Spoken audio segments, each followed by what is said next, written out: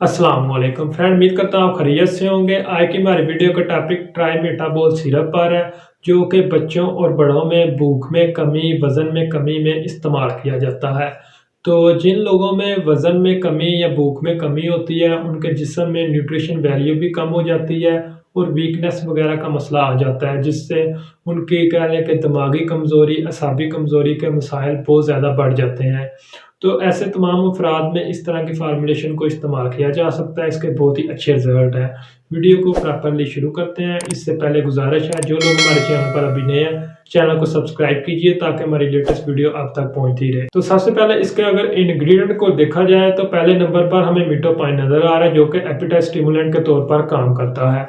तो ये टारगेट करता है हाइपोथैलेमस को, जो कि सिग्नल भेजता है कि मेदा खाली है, जिससे हमारी भूख में इजाफा हो जाता है और हमें ज़्यादा खाने की कह लें कि ज़रूरत महसूस होती है। इसके बाद दूसरे नंबर पर जो हमें इंग्रेडिएंट नज़र आ रहे हैं, उनमें एल-लाइसिन और कार्निटीन है। ये अमीनो एसिड होते हैं, कह लें कि ग्रोथ वगैरह के लिए बहुत ज़्यादा इफेक्टिव होते हैं। इसका काम डाइजेस्टिव सिस्टम को इम्प्रूव करना होता है और जो ग़िज़ा हम खाते हैं उसको जिस्म में प्रॉपर्ली अब्ज़ॉर्ब करना होता है। यानी कि मेटाबॉलिज्म के हवाले से ग़िज़ा की तोड़ फोड़ करके बॉडी में प्रॉपर्ली इसको अब्ज़ॉर्ब करना इसका काम होता है।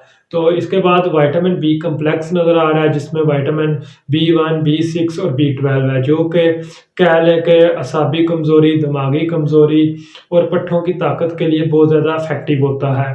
इसके अलावा कह लें कि ये भी मेटाबॉलिज्म के हवाले से भी बहुत ज़्यादा इफेक्टिव होता है। तो अब बात करते हैं कौन से अफराद हैं जिनमें भूख वगैरह में कमी का मसला होता है या वीकनेस वगैरह का मसला होता है, यानी कि जिन लोगों में इस तरह की फार्मूलेशन ज़्यादा ज़रूरी होती है। बाज़ कुछ लोगों में स्ट्रेस की वजह से कह लें कि किसी भी टेम्परेरी कह लें कि कोई परेशानी की वजह से भूख वगैरह का मसला जो होता है वो कम हो जाता है, तो उन लोगों में इसको इस्तेमाल किया जा सकता है। इसी तरह कुछ डिज़ीज़ की वजह से या कुछ मेडिसिन को इस्तेमाल करने की वजह से उनके जो साइड इफ़ेक्ट आते हैं, उनसे भी भूख में कह लें कि जो होते हैं वो कमी आ जाती है, तो उसमें भी इसको इस्तेमाल किया जाता है। इसी तरह बाद औक़ात कोई लाइफ़स्टाइल में चेंजिंग की वजह से कह लें कि भूख में कमी का मसला हो जाता है, तो ऐसे तमाम अफ़राद में इस तरह की फार्मूलेशन को इस्तेमाल किया जा सकता है। इसके बहुत ही अच्छे रिज़ल्ट्स हैं और इसके साथ इसका काम कह लें कि आपके वज़न में इज़ाफ़ा करना भी होता है। जब आप ज़्यादा खाना खाएँगे, बार-बार खाना खाएँगे, तो आपकी बॉडी में ज़्यादा न्यूट्रिशन वैल्यू जमा होगी और आपके वज़न में भी इज़ाफ़ा होगा। तो जो लोग दुबले और पतले होते हैं, उनमें भी इसके बहुत ही अच्छे रिज़ल्ट हैं।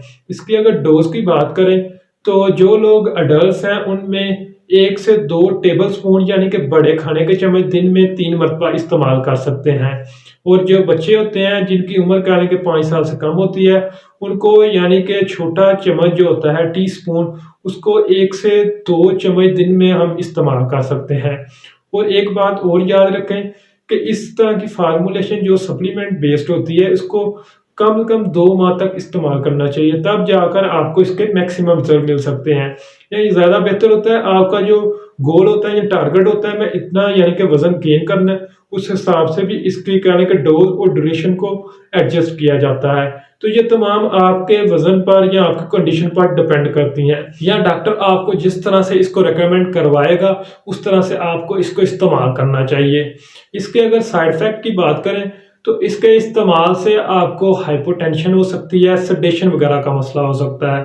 तो प्रिकॉशन के तौर पर जो लोग हैवी मशीनरी वगैरह को ऑपरेट करते हैं, उनको इसको इस्तेमाल से पहले डॉक्टर से मशवरा कर लेना चाहिए या एहतियात करनी चाहिए। उम्मीद करता हूँ आज की वीडियो आपको पसंद आई होगी। वीडियो को लाइक कीजिए।